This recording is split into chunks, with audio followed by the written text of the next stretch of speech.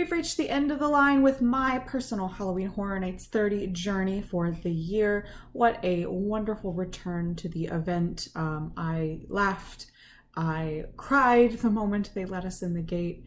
We screamed, we danced, I even performed a bit of magic. All of that will be explained in this review of Halloween Horror Nights 30. I am all Horror Nights out for the year. I got to go 3 nights, which is actually one more night than I was originally planning on. Originally, I was only supposed to go 1 weekend, but I was able to squeeze another day in there this year. I've had a very busy haunt season this year, and I'm getting to that age where it's like I cannot overbook myself like this. All of it's been totally worth it, and above all, I had missed Horror Nights so very much, so to get back to the place that I love was amazing. So let's see how the year ended up falling as far as rankings. First off, my overall thoughts about the event as a whole. We tragically did not get to have the full Horror Nights experience last year. I did not get to go to the Horror Nights Light event that they offered. So without Horror Nights in my life for 2 years, that was really hard. I know there are bigger and worse things going on in the world, but to have not had my most favorite thing that I look forward to every year was really tough and a lot harder than I realized until I had actually gotten to the event for the first time this year. I actually have a whole video I'll be putting out about my feelings deeper on that and what Horror Nights means to me personally. So for more thoughts on that, stay tuned for that video. But suffice it to say, like, the weight of not having Horror Nights hadn't fully hit until we were standing next to the Despicable Me ride at the entrance for hotel guests, and the cheers when Jack said, "I am Halloween Horror Nights," and they let us in the gate. Like, that was the most intense moment, surreal moment. It was just, I can't even really put it into real words right now, but it was like everything had been leading up to that moment for me. So the anticipation had been really high going into this event. Right off the bat, definitely a different year. I knew about the vinyl going in. I knew about the masks for the actors. I think bravo to Universal for keeping not just the public as safe as they can. I mean, you are at your own risk if you choose to go to events, given the state of the world right now, but the fact that the actors had that little extra layer of safety, I really liked. That was one really big plus for the event, because I know they come into contact, the actors, with tons and tons of people every single night. So to have that element of safety for them was a huge plus for me, but that was one of the things that made this such a different year from anything else. Very surreal for me to go into the event just overall, given the state of the world and the pandemic. I went to SeaWorld back in the spring on a not super crowded day when they were still doing limited attendance down there. That was kind of a weird stepping out into the world in a big way moment for me. This was an even bigger step. This was like kind of a shock for me, honestly, like the crowds and being that close to people in a way I hadn't been in a long time. It was kind of like I had forgotten a little bit how to deal with situations like this, but it wasn't anything that hindered the whole experience. It was just one of those like odd things that you kind of have to reacclimate yourself to. As far as the lineup this year, I was really looking forward to it. My anticipation list was super hard to make. I did a video about that before the event even started. You can see my thoughts on that in my Halloween Horror Nights 30 anticipation list video on this channel. I was really looking forward to a lot of the lineup that they had to offer. But it was really hard for me because I had no clue where to rank these things, because I usually get it 100% wrong every single time. I very rarely guess my houses correctly, and you just never know where things are going to land. But the offerings were lots of things that personally intrigued to my interest, intrigued to me in that way. So already I was excited to see what they had to offer. Let's talk scare zones first. So I have never been one to spend a ton of time in the scare zones. I try to every single year. I usually skew more towards the houses, but I still like to give the streets a little bit of love as well. So in terms of scare zones, I would have to put the 30 Years, 30 Fears towards the bottom a little bit. First scare zone I hit of the year on my way to Bride's first house of the year. I was expecting kind of more. I know it's a small area. There weren't very many fears for 30 Years, 30 Fears. I thought it was great, though, that they had the fire effect. It was neat to see some characters from the past years. I just would have liked to have seen a little more maybe in this area. Aside from that, Crypt TV would probably be lower. I have not watched any of it yet. It looked really cool. A lot of the creatures and characters looked like things that would make me want to watch the show. So I guess now I need to sit down and do that. Every time I walked through there though, it was way super crowded. Too much for me to actually enjoy what was going on. I kind of just wanted to move on out of there because it was kind of bottlenecking. But the look that I got of it looked like it would be something that would intrigue to me as something to watch. Gorewood Forest was really neat as well. I liked the whole tie back to the idea of the Terror Queen, and I know this had ties to her as well. That hanging person set piece was quite the showstopper. I saw a lot of people open mouth, like gasping at that in just horror. So I think that was great. The angry looking gerbil things, it was really funny to walk through here because I wanted to like wait and watch them come out and scare people, because without fail people would go running every single time. But they were actually missing the second time I went down there. They weren't there when I went in mid-October. So I wonder if that was just a temporary thing, if they did take them out. I'm not really sure what happened there, but I thought it was a neat scare zone. However, I do kind of prefer the years when they have those pumpkins up in the trees there. Not that there was a lack of pumpkins this year. We'll get to that later. Seek and Destroy was one I was kind of iffy on when it was first announced, and I didn't really find that appreciation for it until a little bit into the event. I think there was kind of like an element of like camp to it that maybe like I was taking it too literally at first. I did hear a lot of people walking through making Among Us jokes, and I don't game. I don't know about that. I've seen the kids that I teach like that game, so I know a little bit about it and a little bit what the characters look like. I guess the costumes did look similar, but this one felt like one of the more fleshed out scare zones. It seemed to be a lot wider, except when it got crowded, it was hard to see like who was a victim and who were one of the people trying to like get you to submit to the controller. But I did kind of grow to like this one a little more. I think maybe I just took it a little too literally. And of course, the best scare zone for me was Lights, Camera, Haction, Eddie's Revenge.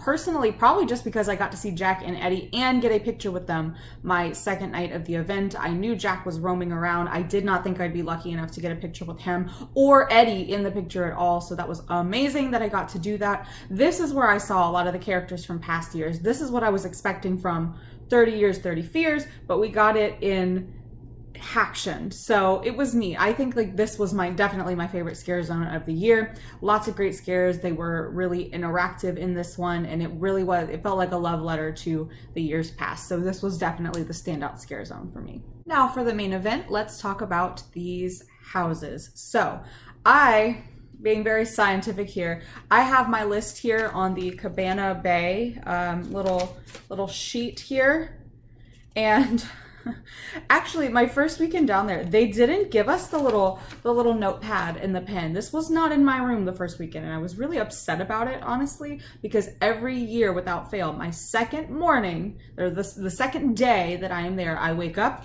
and after I have thought and slept on, sometimes not slept at all, on my thoughts about the houses, I write my first list of the year on here, and I could not do that. I had to do it on my phone.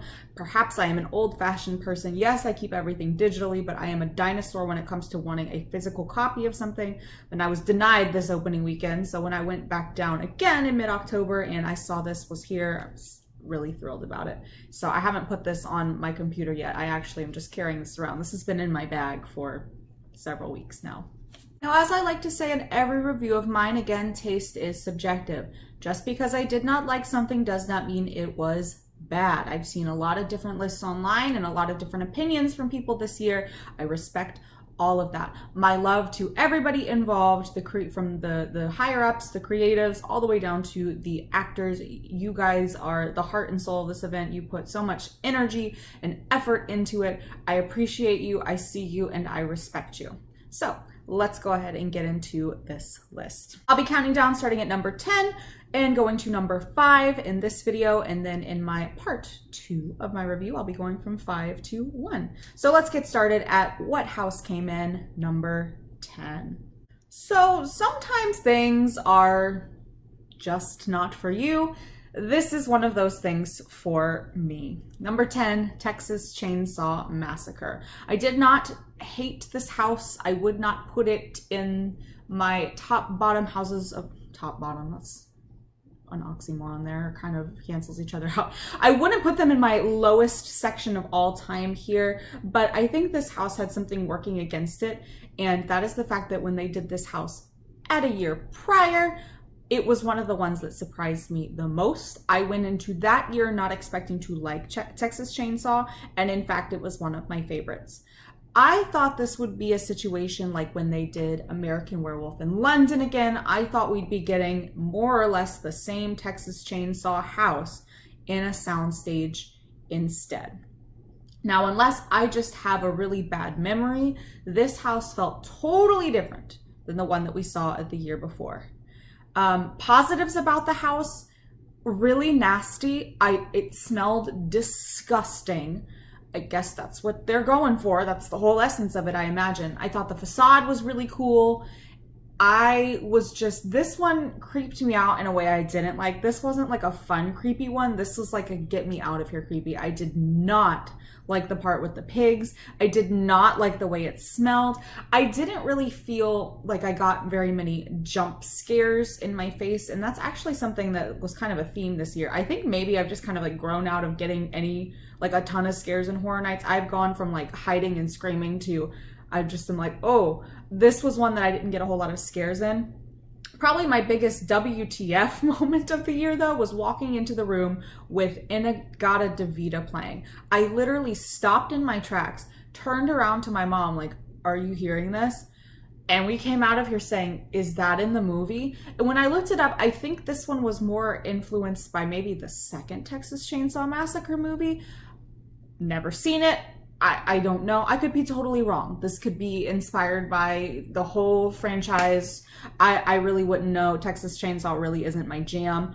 But this one, we kind of came out like, of this one. And that's not to say anything of the set design or the actors. This just, it really wasn't for me. And I did kind of have like hopes that maybe this one would be a surprise hit of the year.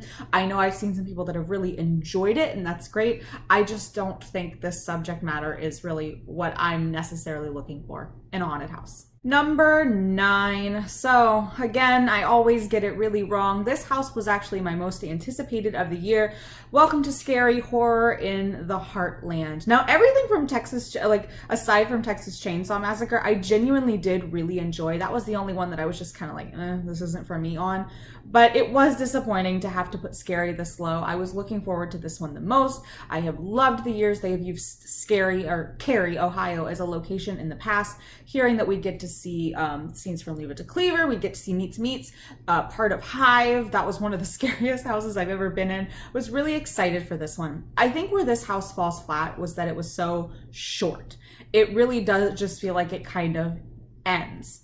Everything else about it I liked, other than it felt rushed. I was really excited to see the Hive scenes, super excited to see Meets. I was really excited to see HR Blood and Guts represented in here as well, but it just felt like it was all happening so fast with no time to really digest any of it.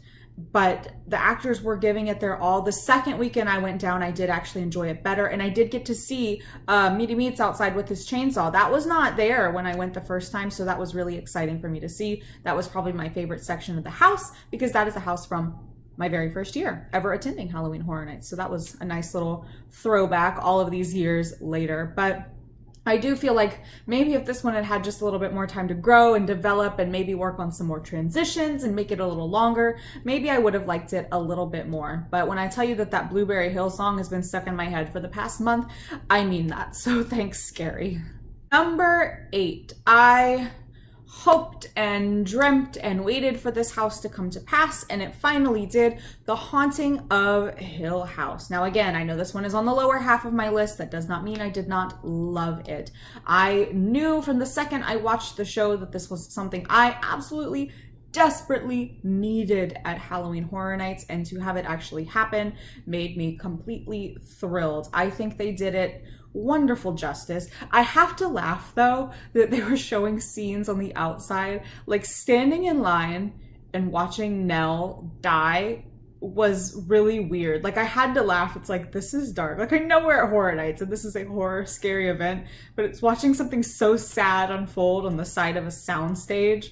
It's just like, it felt like a weird out of body experience. It was kind of comical to me, but it was nice they were showing the scenes for people that maybe weren't fans of the show. I imagine if you weren't a fan of the show, this was probably a very confusing house for you to go through. When I went down with Matt, this was one I was really excited for him to see because he's a super huge fan of the show as well. He said, he worded it best. Like, his review of this one is kind of where I am on this as well. He said it was really nice to look at, but it felt more like just walking through a movie and less scary. And I agree with that. I did get a few scares. Olivia scared the living daylights out of me the first time I went through it, when she emerged with the tray with the teacups on it for the tea party. Just when things appear out of the corner of my eye, that's when I get scared. When I'm not expecting it and something just comes into my peripheral vision, that's what gives me the biggest scares of all. She scared the living daylights out of me. I did get a little tense in the dark hallway. It gave me a throwback to Graveyard Games. Graveyard Games was scarier and more effective of their use of that black hallway, but to have that happen again, it's like, oh gosh, don't touch me, don't touch me, don't touch me. I'm always afraid someone's just gonna reach out and grab me in those houses. But it was very beautiful. It was very well done. I like how they jumped through the different times from when they were kids, and then they incorporated things from when they were adults. The baby, it's kicking, that scene where she's like, the baby, it's kicking Steve's wife. That was not a scare I was expecting to see. That one was kind of like, oh, okay. That, I didn't think they'd represent that scene in the house at all. Another huge scare that I got, I do not like when the people are on the ground crawling towards me. So the ghost in the basement, I was not looking forward to seeing that. And yep, when he came around and swiped at my ankle, that was another time I got a really big scare this year. So props to you. This one makes me laugh though, because I've mentioned, and you've seen if you've watched my vlogs, that my mom does not like the Hat Man. I do not know why. She is not very scared of very much. She's a tough lady. Something about that man looking for his hat scared her from the time we very first watched the show. She hates it. She didn't want to see it. So the fact that he appeared multiple times and got taller throughout the house, and he leaned down right in her face, that one at the end. So she was not having it. She didn't even want to go anywhere near the t-shirt that was in the store, like in the tribute store. She didn't want to walk in that corner of the store to look at the shirt because the Hat Man was on it. And that was really funny. But she was very brave. She did it. I'm very proud of her, but I had to laugh. Like, anytime I saw that the Hat Man was coming, I was like, ah, she's gonna get scared. Maybe I'm mean. I don't know. But much love to Hill House. I would love to see Mike Flanagan's other works represented at the event. I think Bly Manor could work as a haunted house. Let's do it. We could get the Plague Doctors back. I'd be so excited. Just finished Midnight Mass, my current obsession right now. Hey, I think there's enough there to make a haunted house. Shout out to Father Paul. I digress though. This was a dream come true, and I really do think they did it justice. So props to Haunting of Hill House. Number 7, Revenge of the Tooth Fairy. I did so love this house. I have been dying to go into this house since they showed a walkthrough video last year at HHN Light. I was so distraught that I couldn't go because the facade I saw in the video from last year is what made me want to go, that pop-up book style. So all of this unfolded, and my relationship with Tooth Fairy kind of has been a long time coming. Finally getting to step into it the first night I went was like, I'm finally here. Oh my gosh. Brutal house. Oh my gosh. Like a lot of the gore came from this one. And it was just that primal fear of like anything tooth or dental related. They actually talked about that on our Unmasking the Horror tour. We did the 3-house tour, and this was one of the houses. There was the fairy that had that drill with that high-pitched noise. Nobody likes that, and to incorporate something like that, that's just like devious, and so well played. After going in Unmasking the Horror, this one felt even more special. It's so funny to go on that tour and then walk through these houses. Like, I stood in this room for a long time yesterday. Oh, this is that fact that I learned. It was really neat. I really loved getting to see all of the details of this house. My favorite thing they told us on that tour was this storyline that was happening because of the father's pocket watch, and how his pocket watch could be seen in the maid's quarters towards the end of the house. And you were inferring that perhaps father is not a stand-up gentleman and he's having an affair with one of the maids. Like the little details like that make these houses so amazing. And they also told us there were butterflies hidden in every house. I know where they are in Tooth Fairy, but I never found them in any of the others. I would always forget, and I feel like such a fool. But I did find them in the Tooth Fairy house. This one was amazing. Just hearing all of the backstory of it, like I said, on Unmasking the Horror, and then going back through with new eyes was just incredible. And to have waited for a whole year to be able to see this brought to life was just awesome. So I really, really loved Revenge of the Tooth Fairy. And closing out this video at number 6, Case Files Unearthed. My goodness, what a love letter to the fans that are diehard fans of Horror Nights. This was probably the nerdiest house that I have been in, and that is an amazing, amazing thing. The backstory, the fact that we had to stand in Unmasking the Horror in the opening scene of this house for so long to hear the full backstory for people that didn't know, just shows how much detail and how much heart and how much lore went into this house. I really, really loved it. I loved that each room involved the totems from the different legions from back in 2013. Back in Noid Nation, Rise. That's what I am. But anyway, this one was so much fun to go through. I went through it my first night with like a rough idea of what I was looking at and what I was looking for. I did do a little research into this one beforehand to help me better understand. Then after Unmasking the Horror, it was like, oh my gosh, everything clicked. Finding the totems in each different room. I also really love the whole noir style. This is the only time that I can think of at Horror Nights that I've gotten to go through a noir style house. That whole transition scene with this Kitty Cat Club sign, that they actually found the original plans for the Kitty Cat Club sign in the park and had it exactly recreated, just shows you the attention to detail that went into this house. And Boris deserved his time to shine. Gave me my favorite character interaction of the entire year. I am not 100% sure, but the last night I went, I think we were the first people to go through case files, which was a mistake because my eyes had not fully adjusted and I could not see a thing. We walked into the first scene and I was like, I know this is an attic, but I can't see anything. So it took me a long time to adjust. It was just me and Matt by ourselves in this house, and I was staggering my way through here based on my memory and how much time I had spent in here on that Unmasking the Horror tour. This was the house we were in for the longest on that tour. But Boris, like I said, gave me my favorite character interaction. The first couple of nights I went, of course, I had to tell Boris we loved him. He gave my mom and I the tip of his hat, which was awesome. I love that they interact with you like that. But whoever that actor was the last time I went through, I told him, Boris, we love you. I made heart hands. The first scene you see him where he has his gun, he tucked his gun up under his arm so he could make heart hands back at me. And I was just like, ah!